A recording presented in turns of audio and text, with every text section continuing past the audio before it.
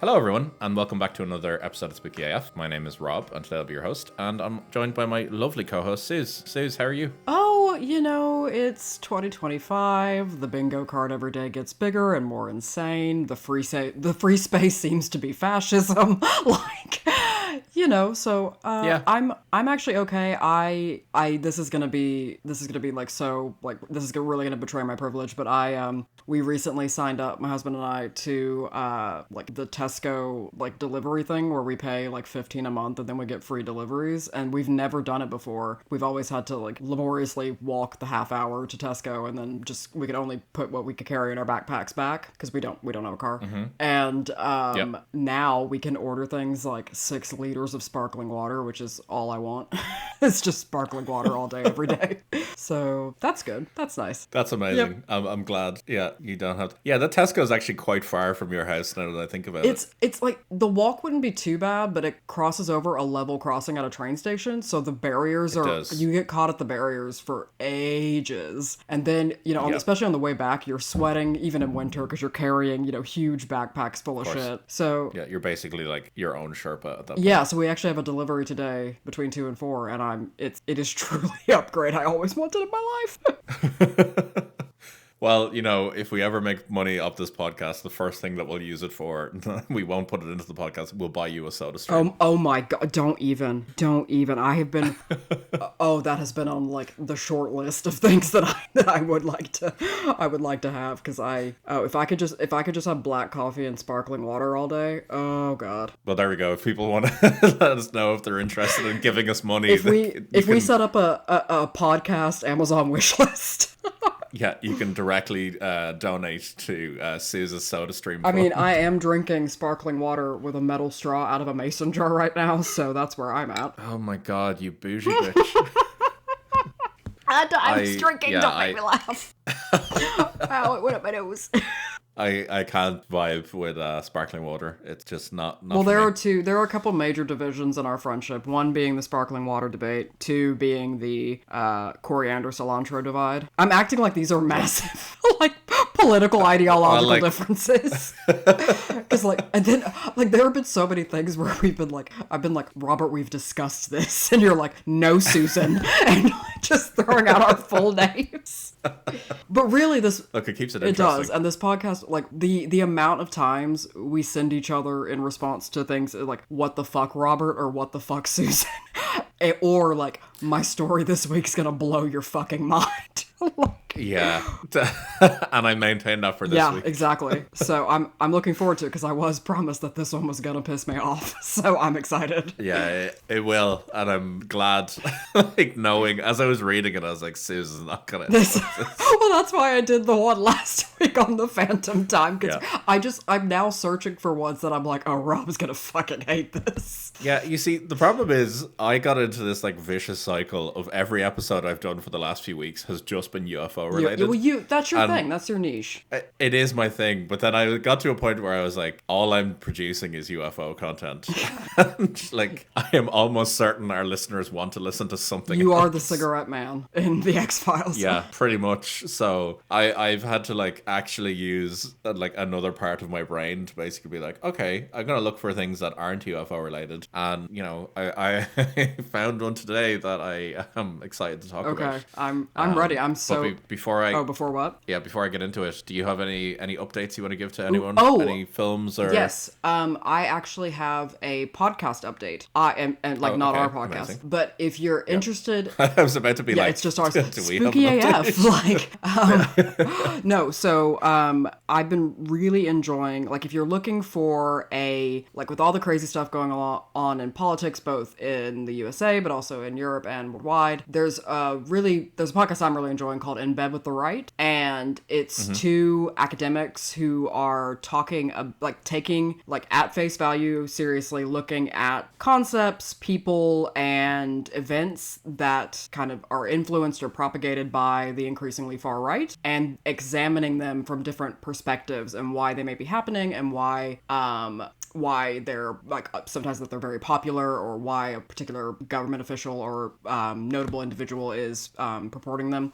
So they have episodes like on Mark Zuckerberg and pronatalism and IVF and Usha Vance and all these other things, and they're it's really approachable but very interesting, and they have lots of great guest speakers on. And so if you're looking for something outside the paranormal playground that's dealing with real scary topics but in an approachable and really interesting, and I think really cool way to engage with them and to be knowledgeable about them, so that when you face them out in other forms of media, you kind of have a better understanding for what's happening in the culture. So I would highly suggest. It's called In Bed with the Right, and they have like the greatest theme song, because like it's like kind of an American bandstand music, but it's all in minor, and then they always say at the beginning of every episode, whether we like it or not, we're in bed with the right. Jesus Christ. And I'm really enjoying it, so that's something I want to throw out. Also, I'm starting my annual re-listen of the Magnus Archives, and fuck me, it's just so good. And yes, Rob, I am gonna catch up on Magnus Protocol. I'm gonna get there. Good. That was gonna be my follow-up question, so I'm glad you've already covered that. The new episode is out, by the way, the new series, just saying. I know. I do get the notifications. Good. Excellent.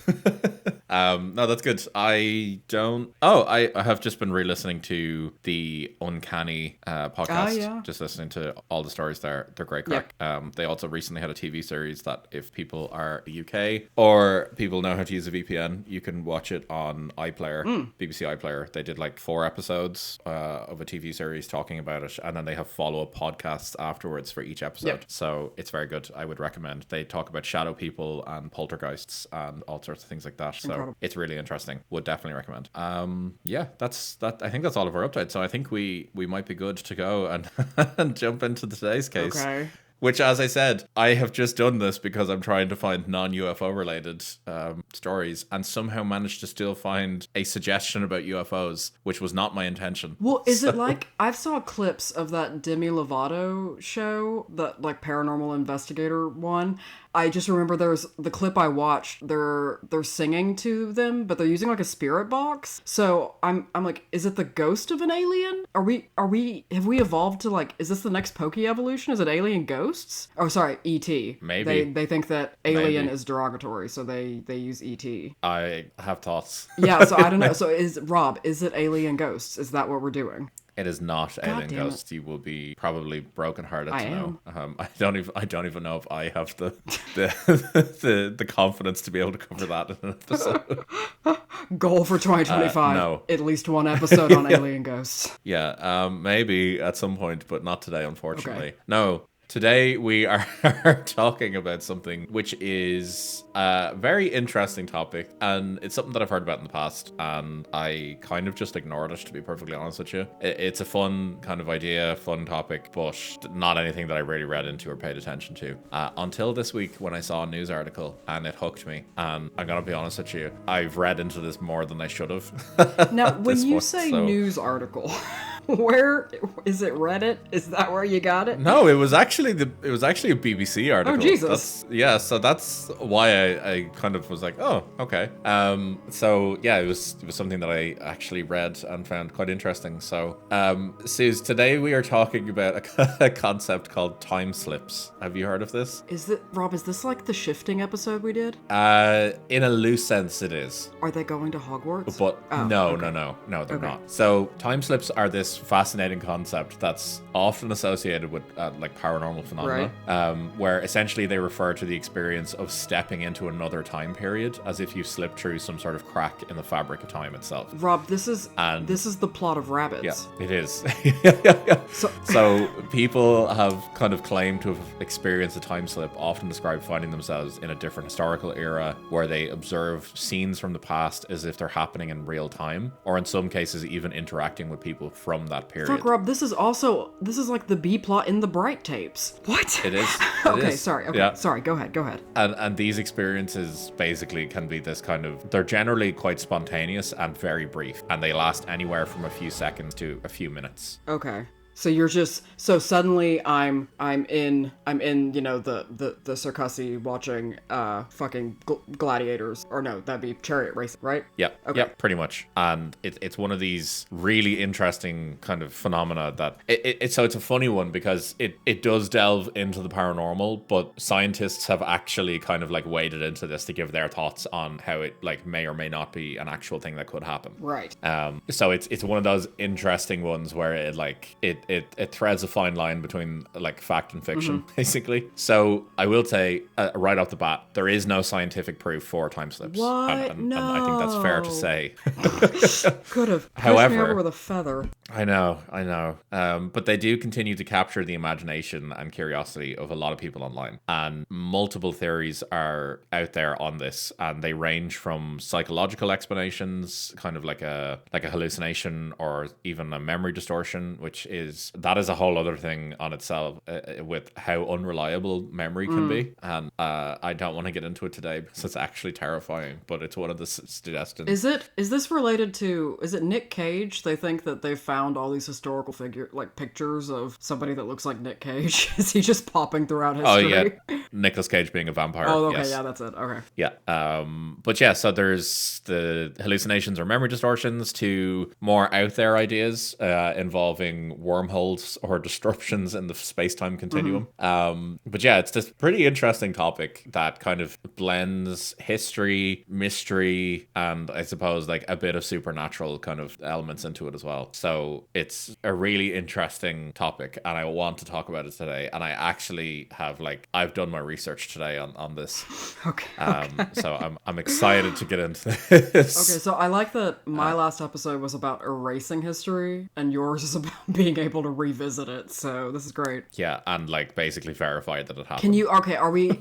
And you might answer this, so let me know if you do. But can we only go backwards, or can we go forwards? Can we time slip forward? So it's one of these weird ones that like the famous cases that are out there, they're all generally in the past. However, there have been some people that have talked about experienced time slips where they've gone forward in time. Okay, is it just black nothingness? Yeah, so I will talk about one of them at some point, but it's brief, but it's interesting. So yeah, there is one case that I'm aware of that does go forward in time. Okay. But for the most part, 99% of them are going backwards in time. Okay. So what I actually initially the case that I found that I wanted to talk about, and I'm going to do like a full proper case on it at some point, so I'm not going to go into too many details about it today. But the case that hooked me into this was the story of a guy back in the UK back in the 70s who he basically claimed to have seen a Roman legion walk through a wall, basically like appeared out of nowhere, walked through a wall, and basically like continued out through a wall. He was downstairs in a basement of a building. So basically, dudes really are always thinking about the Roman Empire. 100%. I have thoughts about that trend, by the way, and I'll come back to that in a second. Okay. But yeah, but so he claimed to have seen this Roman legion, basically like soldiers like marching through the basement of a building, Right. and he thought they were real. But the thing that he found weird was that he could only see them from their knees up, if that makes sense. So like their knees were through the floor. Oh. But he was able to describe the color of their uniforms that they were wearing, the shape of their shields, all this sort of stuff. And he was initially like ridiculed for it because it was the UK in the 70s and people were fairly brutal about that sort of stuff. Yeah. But he was ridiculed for it, and there was a few things that happened. But basically, as it turns out, archaeologists in the area then discovered after this that directly in the building that he had seen this Roman legion march through, there was a evidence of a Roman highway that was actually there. It was in York. Right. Evidence of a Roman highway there. And when they actually looked in further into it, they actually discovered that the shape of the shields that he had talked about, he said that they had round shields and they were wearing green uniforms. He was initially ridiculed for that, but when they actually looked into it, they found that in York at the time, there actually was evidence of Roman soldiers with round shields and green uniforms. So it's more of a ghost story that I want that is, and I want to give that a full episode because it deserves it. But the part of the article at the bottom that kind of talked about additional theories and thoughts and all mentioned time slips, and that's what pulled me into this. So it's an interesting, really, really interesting theory, and I will talk about it more at some point. So properly.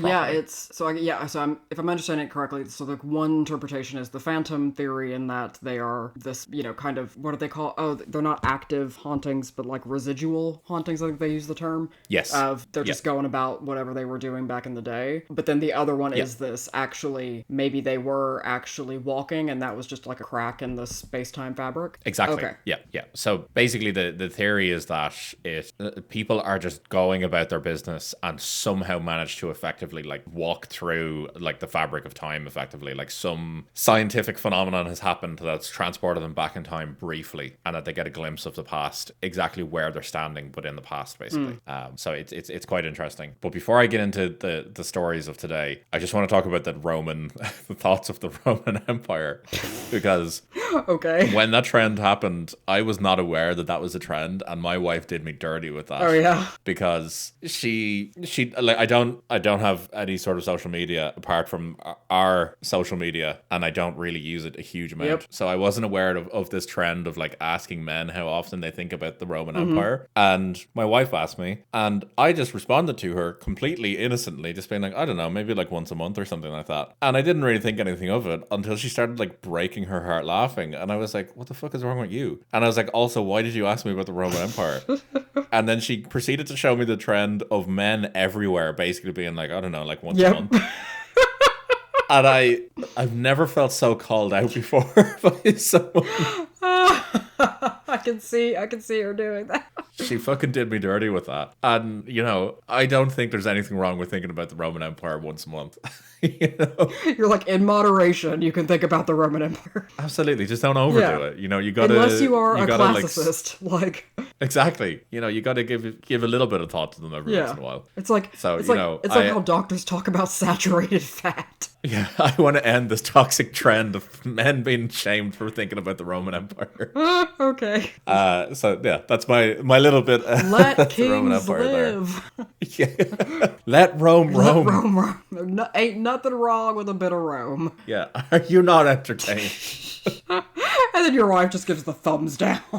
Exactly. And she does frequently. Yes, she does. Yeah. So Rome, we will talk about it at another point, but just acknowledge that was the case that brought me into this. So, time slips. Weirdly enough, it's claimed that England, and specifically Liverpool, is supposedly a hotspot for time slip cases. Yeah, that's because Liverpool, like, Liverpudlians are looking for any way to get out of Liverpool. Yeah, they're basically constantly living in the past. I bet if you looked hard into it, you'd also find similar instances in, Kansas. And they're just... True. Very true, actually. I also want to apologize to any listeners we have in Liverpool. I've actually been there. It was nice, but just a joke. Yeah, Liverpool's nice, but they probably don't agree with you. They or maybe some of them do agree with you. Yeah. Anyway, so Liverpool is our first stop on this paranormal tour of time slips. So there's a famous street in Liverpool called Bolt Street, which anyone who's been to Liverpool will be aware of, and it's kind of like the main, I suppose, like shopping area, or it's a busy enough area anyway. And basically, I'll talk about the story to you, and then you can give me your thoughts.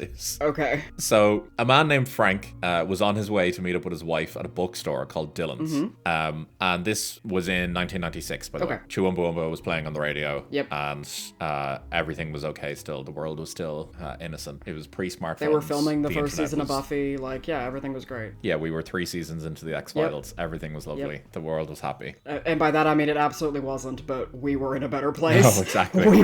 We were happy. Yeah.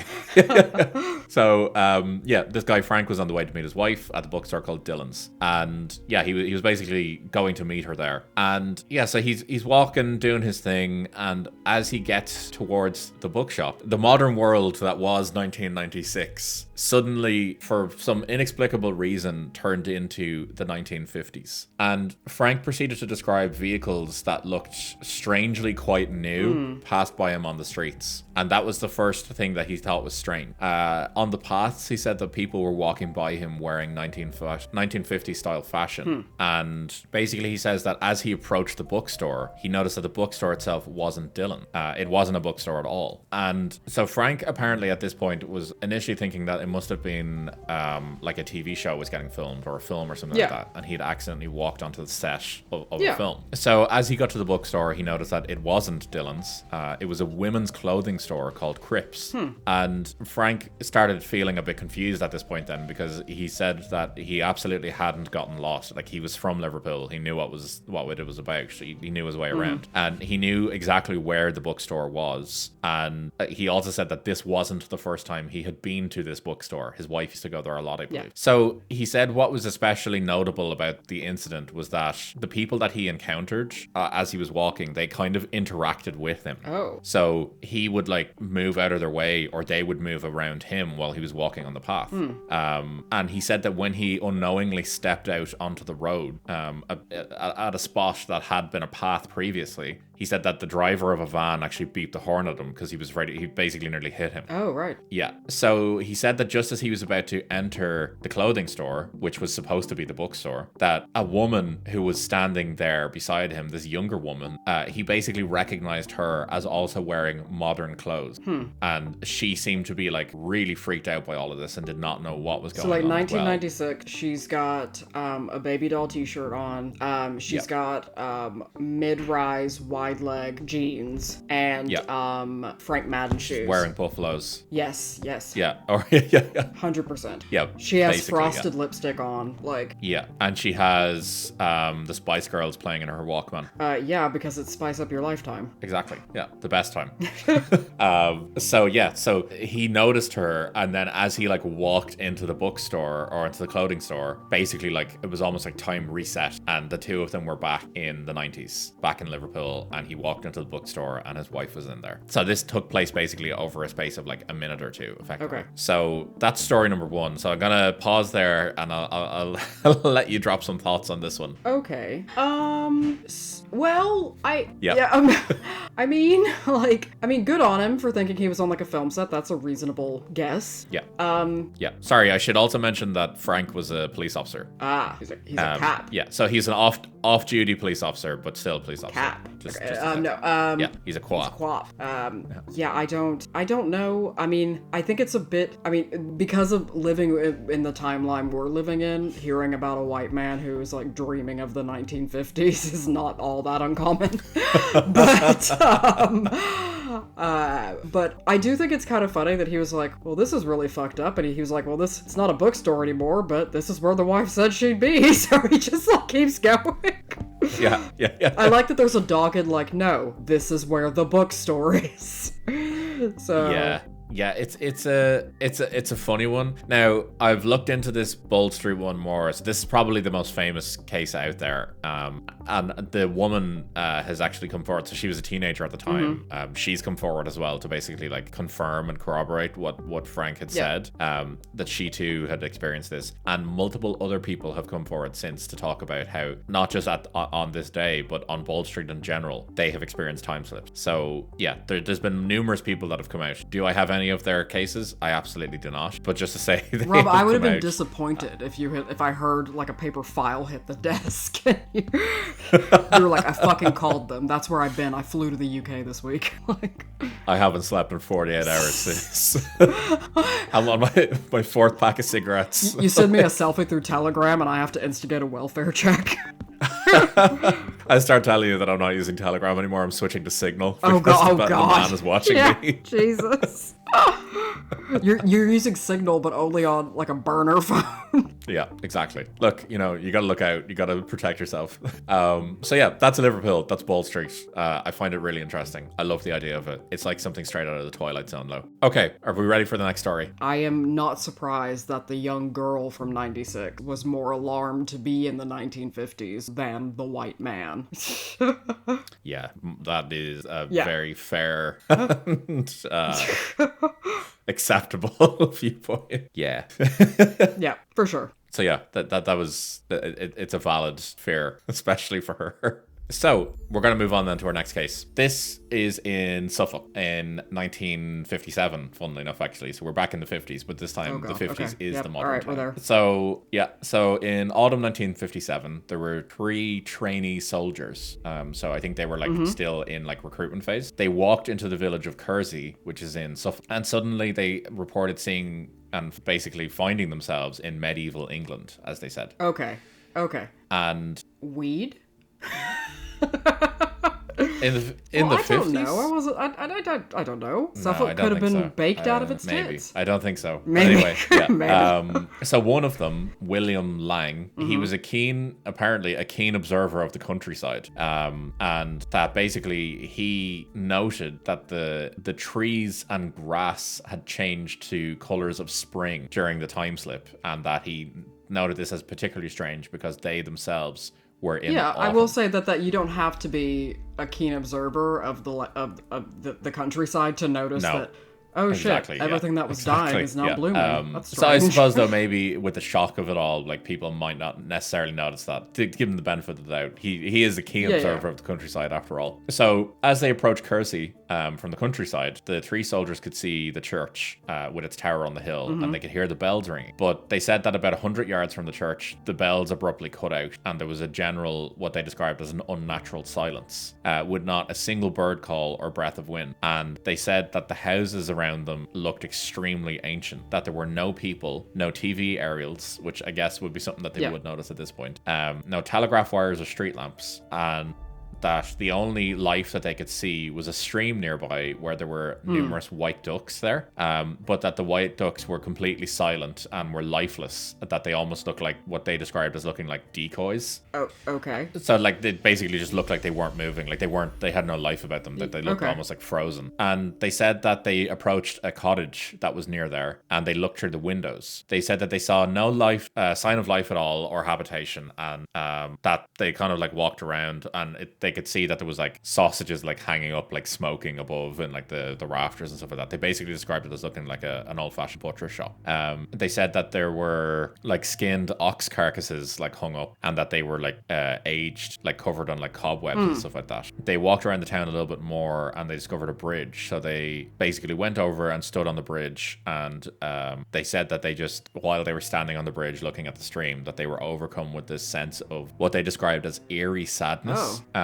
But they said that as they were like standing on the bridge, they were overwhelmed by this sense of what they then described as outright evil, as they said that they felt like they were surrounded by like hostile people watching them.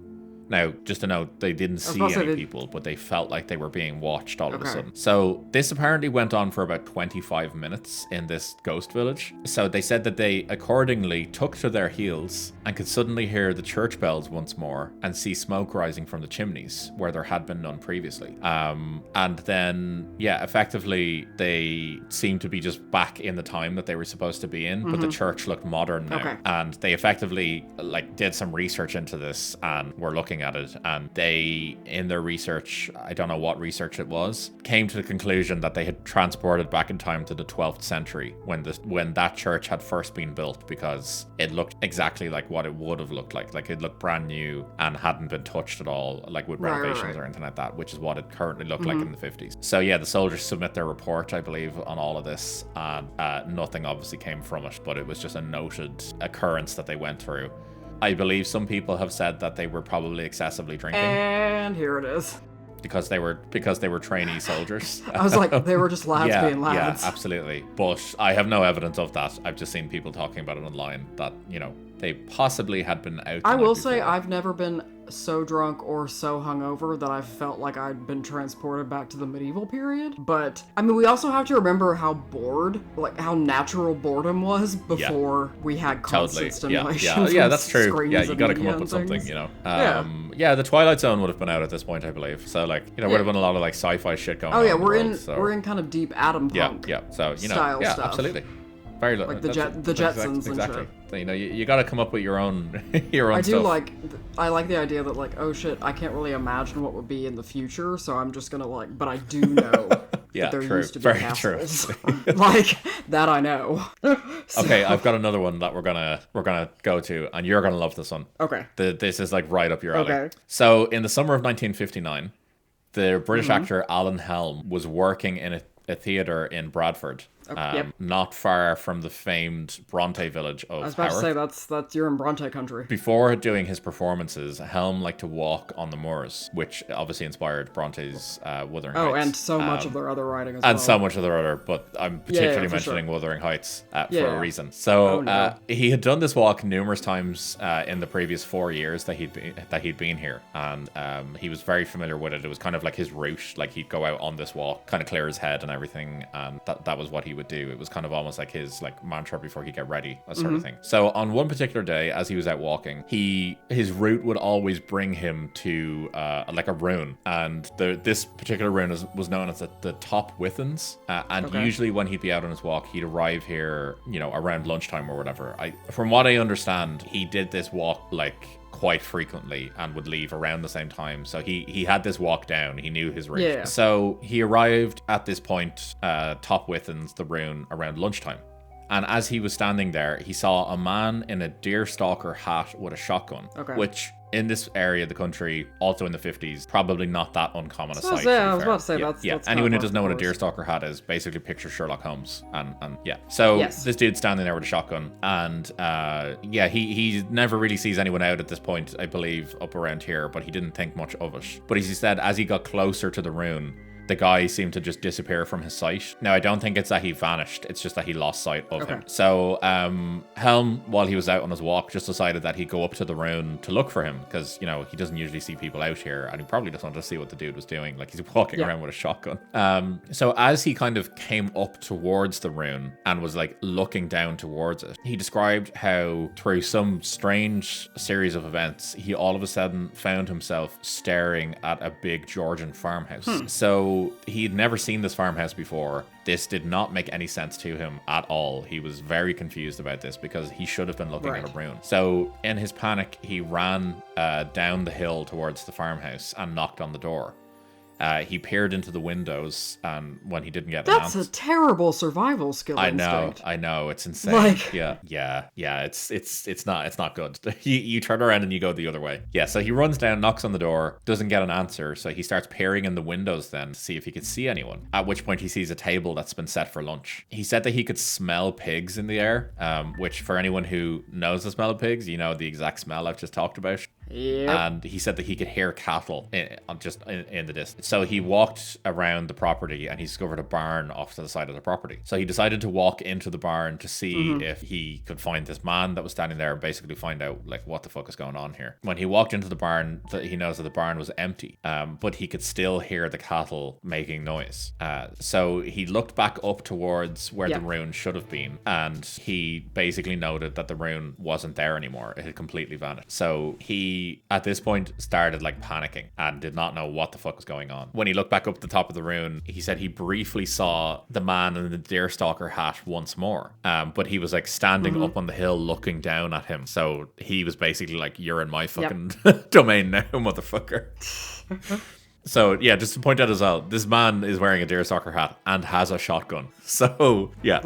He is probably thinking he's done goofed at this point. So, he, in just a fit of panic, basically goes, nah. The fight or flight eventually took over for him. And rather than fight, he chose flight. And he noped out of there. And what he says is basically he was so spooked by it that he sprinted back to the town of Haworth. So, during this whole experience, as he was out walking, he noted that it was around lunchtime that this had all happened, and he checked his watch just to verify, and it had been around 1:45 p.m. So just before, he basically got back to the town, kind of collected his thoughts, and did not tell anyone. And yeah, basically was just like, okay, grand, I'm going to do my performance now, and because this was his whole routine, like he does it before performance, so he actually had somewhere to be. Yeah, so he got there, checked the watch as he got back into town, and noticed that it was telling the time as 5:45. So basically, there's a bit of a confusion here, because some people say that he claims that when he checked his watch at 1:45, that was that. But then when he was running away back into town, he noticed that his watch had completely stopped and was still saying 1:45, even though time had passed. But then he claims that when he got to the theater, his watch had just reset itself, basically, and was telling the correct time as 5:45, even though he claims that he hadn't rewound his watch. Right. So he has this whole thing now where he's basically going, I I didn't touch my watch. I fell back in time, but then my watch has somehow managed to fix itself.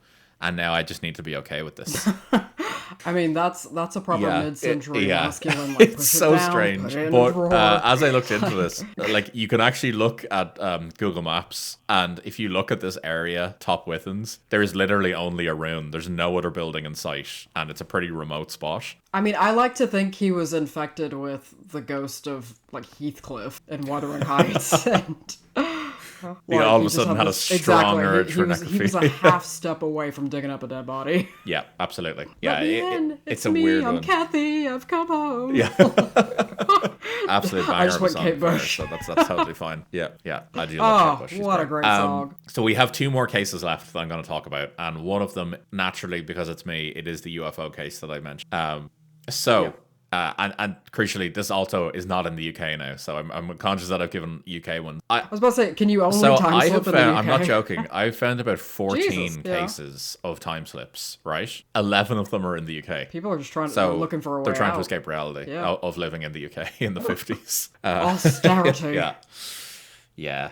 To be fair, if I had to live under Margaret Thatcher, Yeah, I would like have if tried I to was in escape as the well, UK in so- the 80s, I would have like swam to France. Yeah, I would have been out there. No thanks. Exactly. Yeah, we're like, we have Margaret Thatcher, not a friend of the pod. No, absolutely not.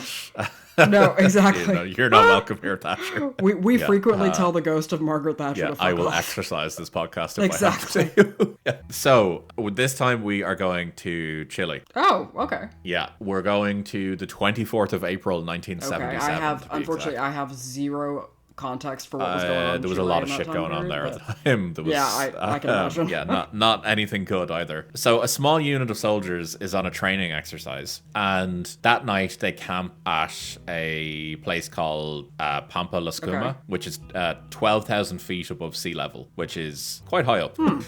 Yeah, like quite high up. But again, they're used to that. They live in Chile. It's quite a mountainous. mountainous area. There's a lot of like high altitude areas, so they're used to this.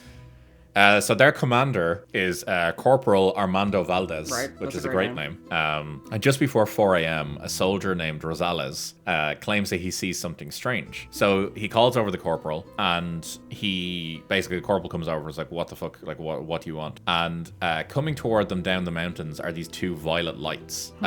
So the ground underneath them is glowing oddly as well in this violet light.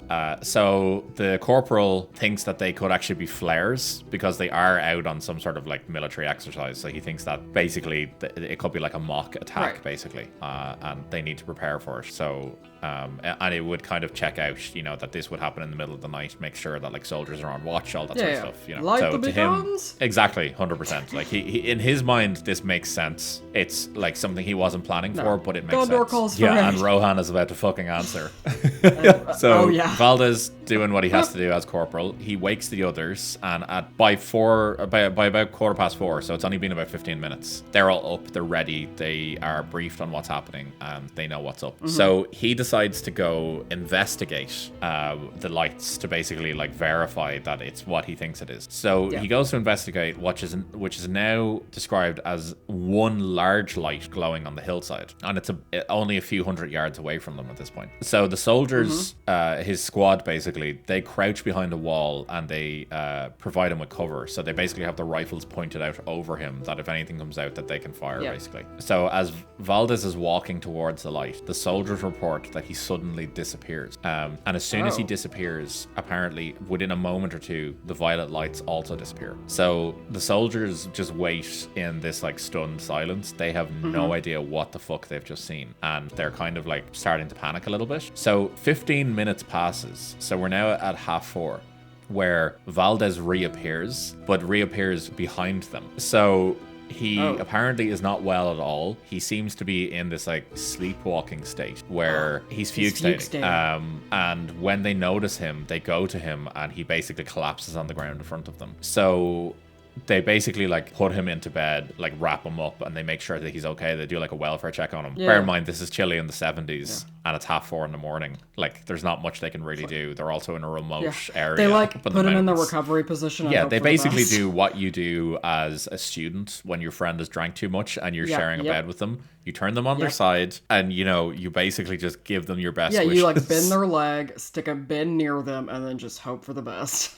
So he isn't well, like very clearly. As I said, he collapses on the ground, and the morning eventually comes around. So the soldiers basically stayed up keeping watch at this point because they didn't know what the fuck was going on, and they were hoping that Valdez would be able to give them more insights into what had happened. So the first thing that they noticed that was strange about this was they all noticed Valdez the previous night had shaved before he went to bed, right?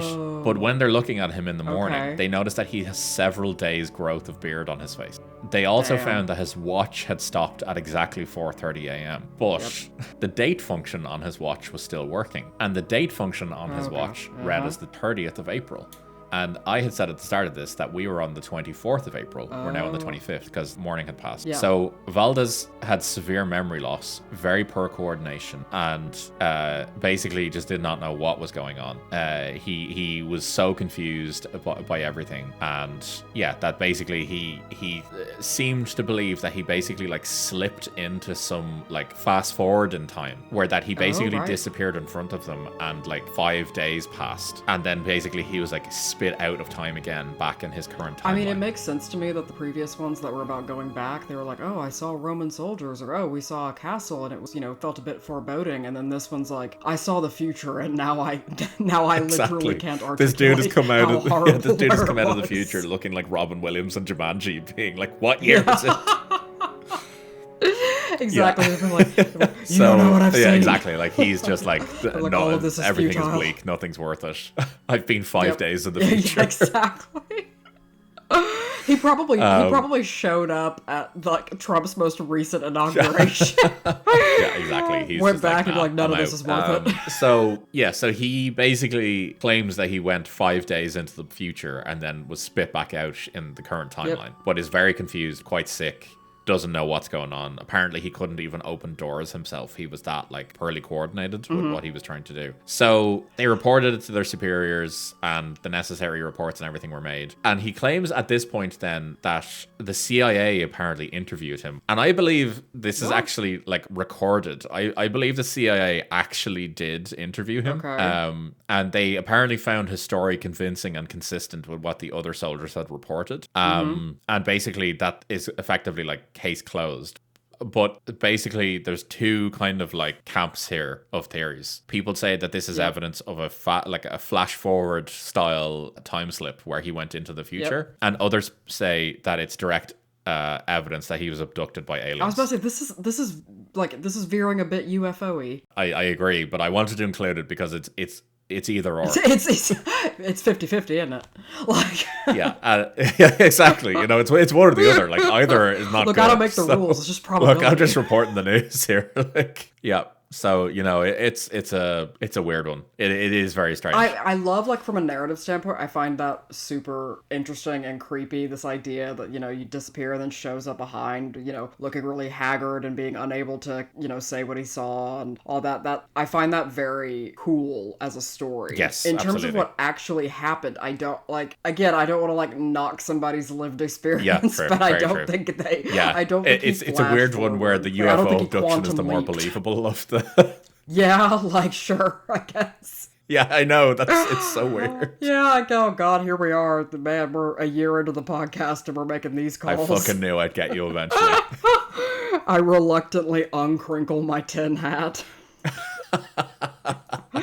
Place it gingerly upon my buzz skull. Look, this is how it be. Just us, just like you sitting there, like if we were to take a picture for the podcast, you would have your like aluminum hat on, like a thumbs up to the camera, and I would just look despondent into the middle distance with mine.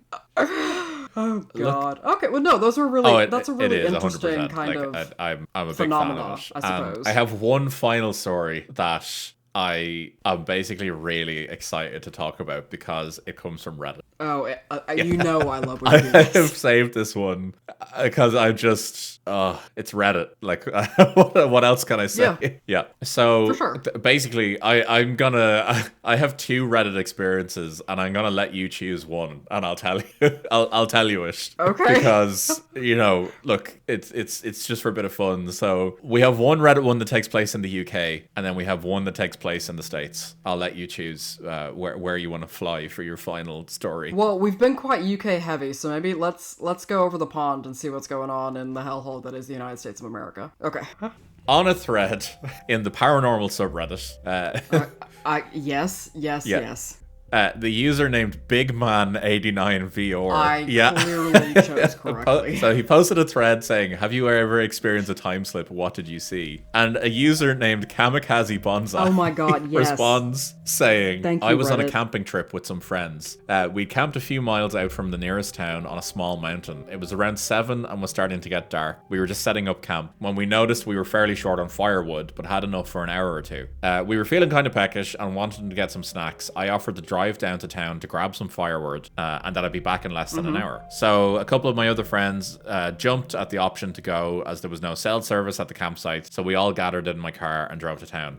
By the way, it's the most first world problem. It's like we're going camping in the wilderness, but we don't have. Okay. Why don't I have so Cheez-Its? let's all drive I into need town. fucking Cheez-Its. Yeah. Yeah. So it's when I read this, I was like, of course. So it was a 20-minute drive, give or take, and we'd gotten in and out of the grocery store with the bare essentials plus a few gummy bears and trail mix pretty fast. I love that he chose to specify the gummy bears and trail Well, mix. because did the gummy bears have THC in them?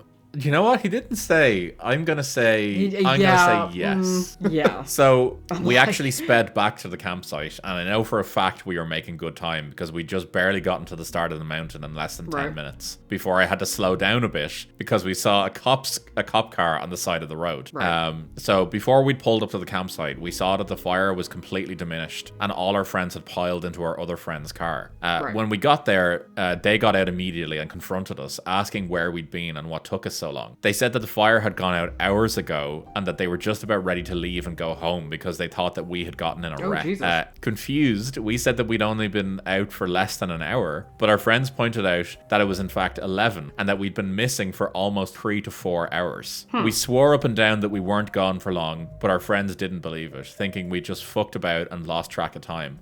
To this day, we still don't understand where those extra few hours had gone on that drive. I'm sorry, that is literally the plot of many an X-File episode. It is the basic premise of King Falls AM. Yeah. It is like... And I think they were high. I completely I mean, I've been around a lot of people in my time who have been high on weed, and yeah, they couldn't have told you how many hours have passed. trust either. me, as someone who has partaken excessively at points, the devil's lettuce, you lose all track of time. Oh my god, without going into too many details, there's one night in particular that I distinctly remember, having an edible and then sitting there and being like, oh wow, I have been sitting here for hours. Yep. I lost all track of time. I can't believe I've been sitting here for 5 hours. Yeah. I'm actually really hungry now. I gotta go to the toilet. Things aren't okay. I'm really disappointed in myself. And then I looked at my watch and it had only been 10 minutes. Jesus So, I'm on the side incredible. of there was something more in those gummy bears. Yeah, I mean, why would he specify? Yeah, Like, I agree. I completely agree. he might as well have said we got trail mix and some brownies. Oh god. Well, that was fun. I mean, I think that stuff is inherently creepy. I like it from a narrative point of view. I like the conceit of losing time and not knowing what happened and things. I And completely other agree. people, yeah, I love that moment of, fear and confusion when your friends are like, no, you've been gone for 5 hours or whatever. Yep. That's great. It's but, phenomenal. Yeah, I just think they were they probably thought they were speeding and the cop was like, why are they going 5 miles an hour? They thought they were basically Grand Theft the cop is Autoing up the mountain. all you hear is like just fucking like they ska music playing in the car. Because I'm assuming these are all white dudes. like it's an automatic truck, so when they take, like, if they're in drive and they take their foot off the brake, like, they just do move forward, and like, they idle forward. That's just what they were doing. And they would be like, they probably thought they were on fucking Rainbow Road. Yeah, absolutely. It's phenomenal. Oh, God, and just to say, okay, no, that was great. I completely appreciate that last unrelated.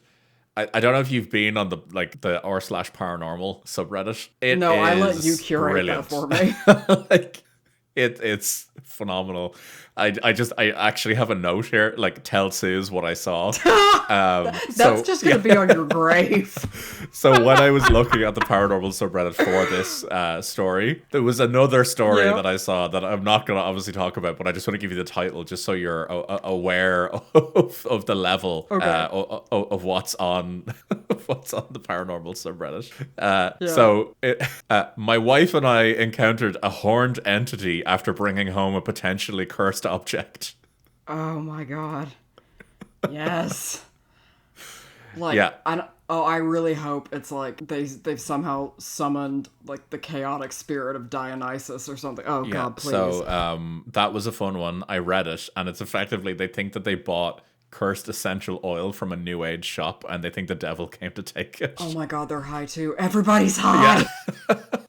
So like, oh my God. Yeah, so pretty much, everyone's high. high. And I think that's a great way to end the episode. So yeah, you can find us on Instagram and Threads at the Spooky AF Pod. You can get us at Gmail at spookyafpodcast@gmail.com. And we're also on YouTube at the Spooky AF Podcast. So we're out there. We're, visible-ish. And we will respond to you if you message us on Instagram. That is all I can say. See y'all in the past. Oh my God, this is a time slip. Bye. Yeah, take it easy, guys. This is a time slip. Bye.